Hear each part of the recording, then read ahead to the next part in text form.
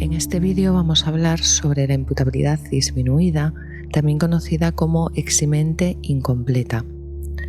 La imputabilidad disminuida se corresponde con el primero de los puntos del artículo 21 del Código Penal, que nos dice que son circunstancias atenuantes las causas expresadas en el capítulo anterior cuando no concurrieren todos los requisitos necesarios para eximir de la responsabilidad en sus respectivos casos.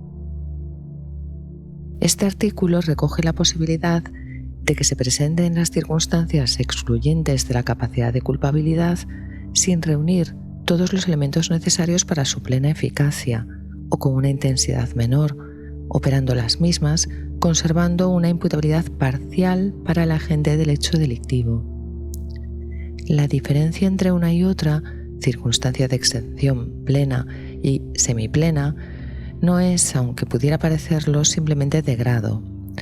El autor del hecho es, con esta circunstancia, realmente imputable, si bien no solo la pena se reduce, sino que incluso el ordenamiento prevé también la aplicación de una serie de mecanismos que son las medidas de seguridad, en forma alternativa o sustitutoria de la referida pena, atendiendo a las posibilidades terapéuticas que la causa de exención ofrece. En cuanto a esa diferencia entre eximente completa e incompleta, dice la sentencia del Tribunal Supremo de 28 de octubre de 1998,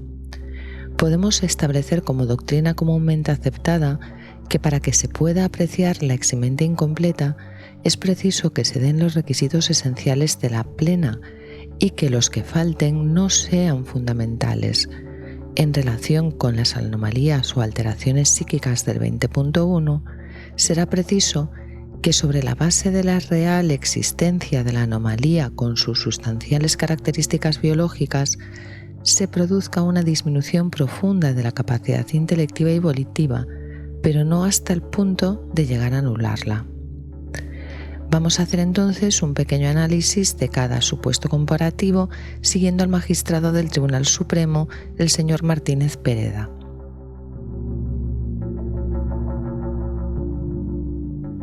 Para la circunstancia primera del artículo 20, estaremos ante una eximente incompleta cuando la anomalía o alteración no impida totalmente comprender la ilicitud del hecho, pero aminore notablemente tal comprensión, o bien que si no impide actuar conforme a tal comprensión, merme la libertad de determinación y actuación volitiva.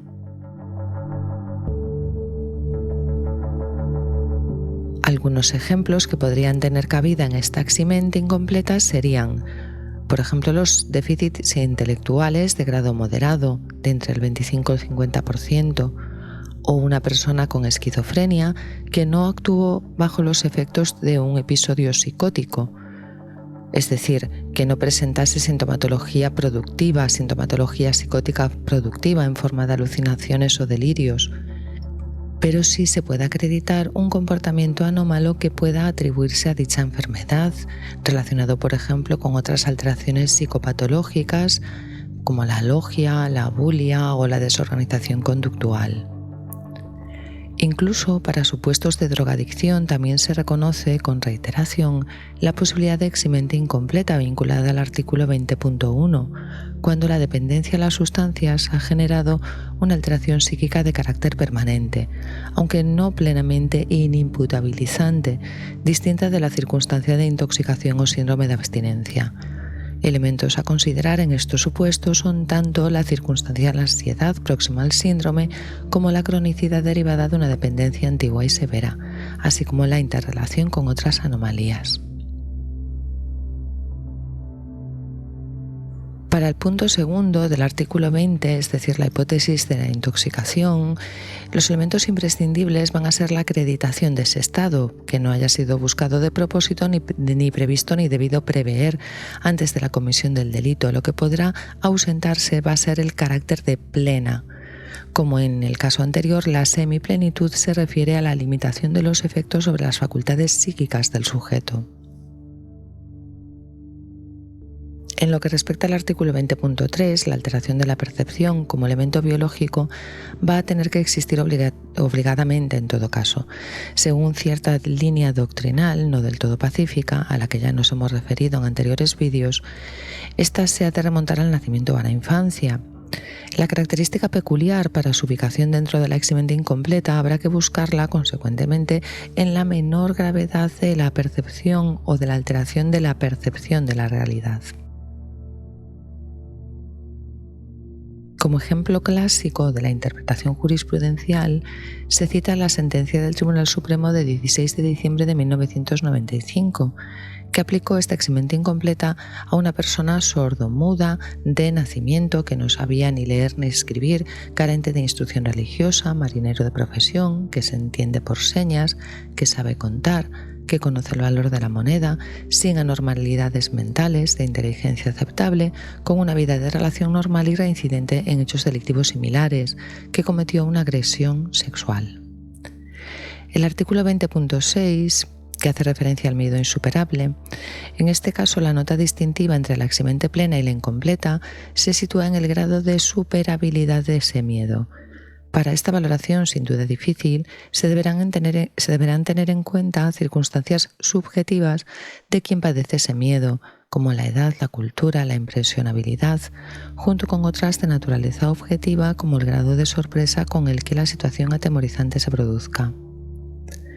Por último, tampoco debe olvidarse la posibilidad de alcanzar la aplicación de la eximente incompleta por acumulación de varias circunstancias de menor entidad, que aisladamente no serán suficientes como base para considerar una disminución de la imputabilidad. El resto de los puntos que aparecen en este artículo son circunstancias atenuantes por merma leve de la imputabilidad, es decir, se corresponden con un tercer estadio de la influencia penal con la imputabilidad, aunque de forma más lejana. Por su menor entidad, tan solo significan una atenuación de la responsabilidad criminal y, por consiguiente, una eventual reducción de la gravedad de la pena a imponer individualizadamente a un sujeto, que por otro lado es reconocido como plenamente imputable. De todos estos supuestos, los que nos interesan desde el punto de vista psiquiátrico forense son el segundo, el tercero y la última séptima, denominada atenuante analógica. Dejaremos la adicción a sustancias y los estados pasionales para próximos vídeos y explicaremos aquí brevemente algunos apuntes respecto a la atenuante analógica. Tal como recoge la sentencia del Tribunal Supremo del 29 de abril de 1999, para la aplicación de esta circunstancia no pueden faltar los requisitos básicos, pero tampoco puede exigirse una similitud absoluta. La analogía a la que se refiere este artículo ha de establecerse atendiendo no a la similitud formal, morfológica o descriptiva, sino a la semejanza en sentido intrínseco.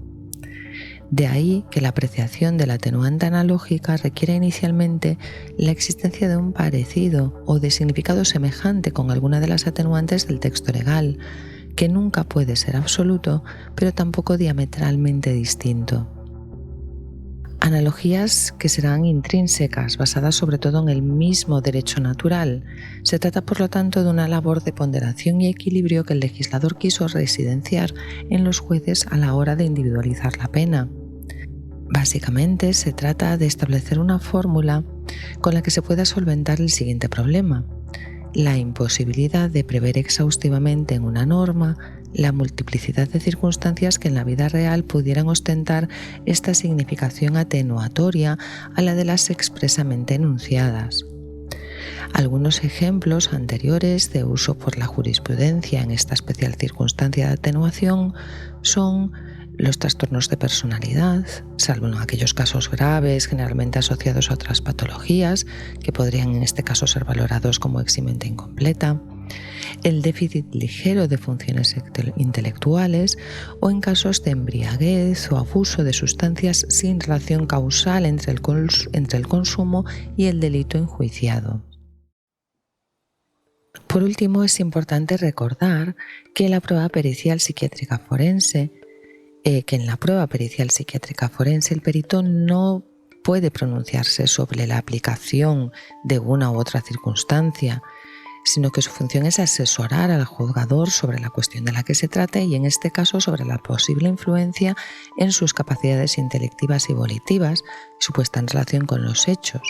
En este sentido, el perito forense debe informar sobre el grado de afectación para que el juzgador pueda realizar la ponderación atendiendo al resultado de la prueba pericial y demás elementos de juicio, testificales, otras pruebas periciales.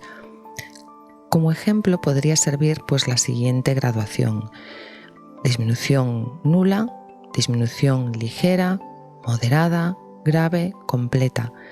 De modo que para el caso de las anomalías y alteraciones psíquicas, si se acreditase una disminución completa, equivaldría a la anulación de las facultades intelectivas y volitivas y por lo tanto cabría la aplicación de una eximente completa. La grave se correspondería con la incompleta. La moderada podría, en función de otros factores contextuales o factores relacionados con la naturaleza del hecho delictivo o otro tipo de variables, podría encuadrarse tanto en la incompleta como en la atenuante analógica muy cualificada. Y por último, la ligera sería la atenuante simple. Bueno, lo vamos a dejar por aquí. En el próximo vídeo hablaremos sobre la adicción a sustancias, la drogadicción o toxicomanía, que viene recogida en el supuesto segundo del artículo 21, y dedicaremos otro vídeo también a los estados pasionales, el arrebato y la obcecación. Por ahora me despido. Hasta pronto.